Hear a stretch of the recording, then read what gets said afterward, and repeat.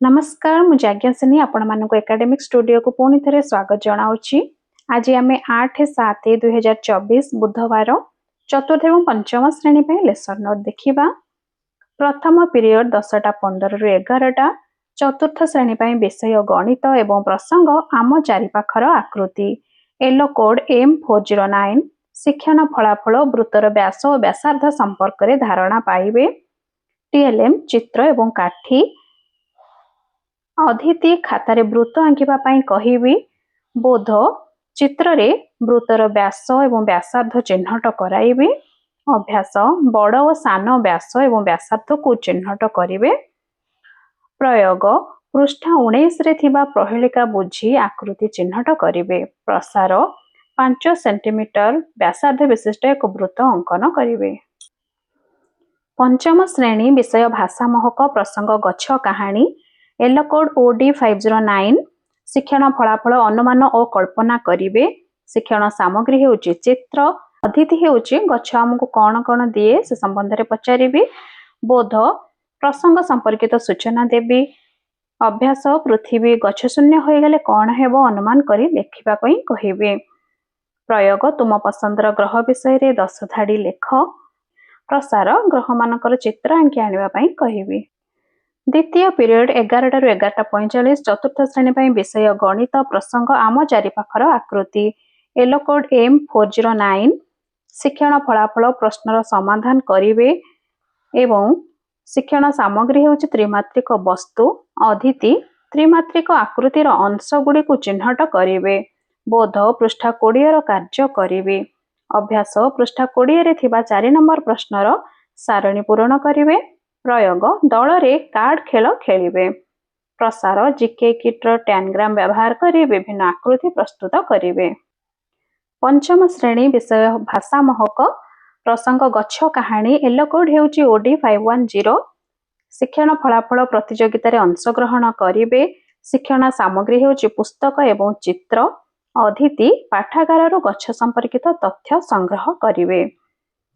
बोध गछर उपकारिता संपर्क में आलोचना करिवे। अभ्यास सहपाठी सह तर्क प्रतियोगिता करिवे। प्रयोग प्रतियोगिता संपर्कित आलोचना करिवे। प्रसार हेउची गछर उपकारिता संपर्कित एक पोस्टर प्रस्तुत करिवे। तृतीय पीरियड 11:55 ରୁ 12:40 चतुर्थ श्रेणी विषय हेउची परिवेश पाठ। प्रसंग पड़ोशी मानकु जानिबा। येलो कोड E403 शिक्षण फलाफल मेट्रो ट्रेन संपर्क में जानिबे। चित्र एवं वीडियो हेउची शिक्षण सामग्री। अदिति चिट्ठी मोबाइल और मेट्रो ट्रेन संपर्क में प्रश्नोत्तर करी पाठर परिचय देबी। बोध चित्र एवं वीडियो देखाई मेट्रो ट्रेन वैशिष्ट्य बुझाइबे। अभ्यास पाठ संबंधी प्रश्नर उत्तर कहिबे।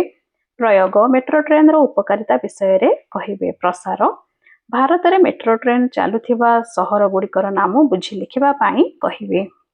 पंचम श्रेणी विषय परिवेश पाठ प्रसंग एक नदीर कहानी।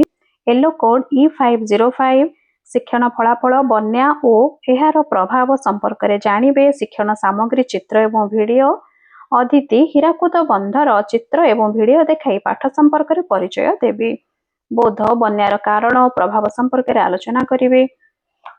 अभ्यास नदी बंधर उपकारिता जानिबे। प्रयोग निज अंचल नदीबंध गुड़िकर तालिका करबा पई कहिबे। प्रसार नदीबंधर एक पोस्टर प्रस्तुत कर। चतुर्थ पीरियड 12:40 ରୁ 1:25 चतुर्थ श्रेणी विषय हेउची कला शिक्षा। प्रसंग फ्रोटेज। फ्रोटेज तैयारी करिवे हेउची शिक्षण फलाफल। शिक्षण सामग्री हेउची पत्र पेंसिल रंग इत्यादि। अदिति गप कहिबे। बोध फ्रोटेज तैयारी करिवार प्रणाली जानिबे। अभ्यास सोपान अनुसार फ्रोटेज तैयारी करिवे। प्रयोग विभिन्न पत्र को नहीं फ्रोटेज तैयारी करिवे। प्रसार घरे एहिपरि फ्रोटेज तैयारी करी आनिबो। पंचम श्रेणी विषय रही परिवेश पाठ। प्रसंग हेउची एक नदीर कहानी। येलो कोड E505 एवं शिक्षण फलाफल जलाभाव और जल संचयर गुरुत्व जानिबे। TLM हेउची चित्र। अदिति जल नथिले आमर की असुविधा हेबो पचारिबी।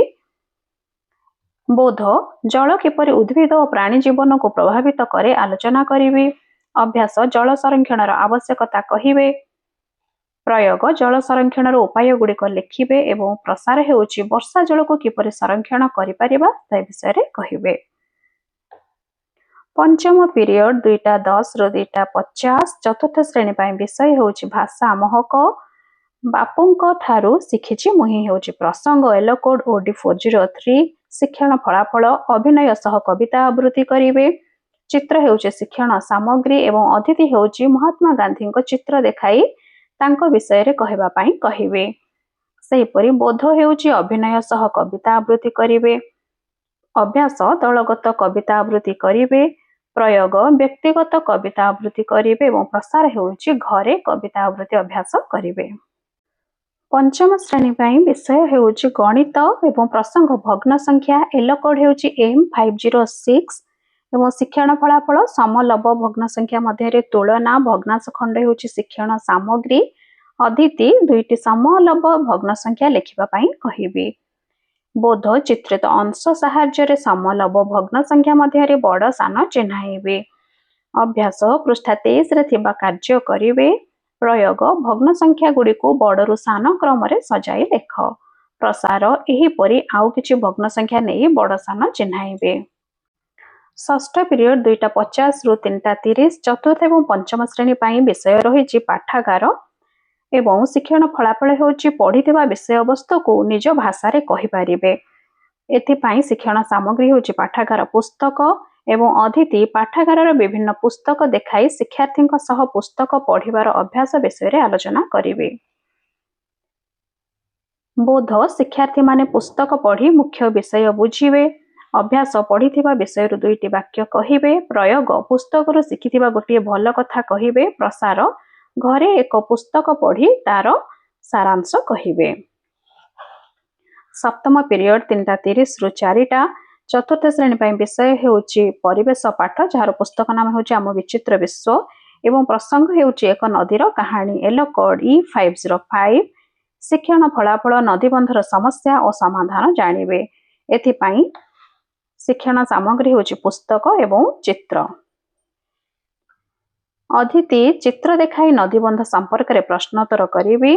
बोध नदीबंध द्वारा हेउथिबा समस्या और समाधान बुझाइबे। अभ्यास पुस्तक रे थिबा प्रश्नर उत्तर लिखिबे। प्रयोग परिवेश सुरक्षा पाई निजे कौन कौन करि परिबे से संबंध रे लिखिबे। प्रसार हेउची नदी और जल संरक्षणर अन्य उपाय संग्रह करी कहिबे। पंचम श्रेणी पाई रही कला शिक्षा एवं प्रसंग हेउची समय और ऋतुर रंग। शिक्षण फलाफल ऋतु और समय संपर्कित चित्र आंकिबे। चित्र हेउची शिक्षण सामग्री।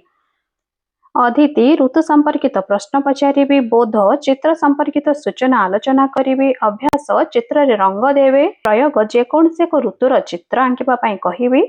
प्रसार वर्षा ऋतुर चित्र आंकी तुम विद्यालय कांथरे लगाओ।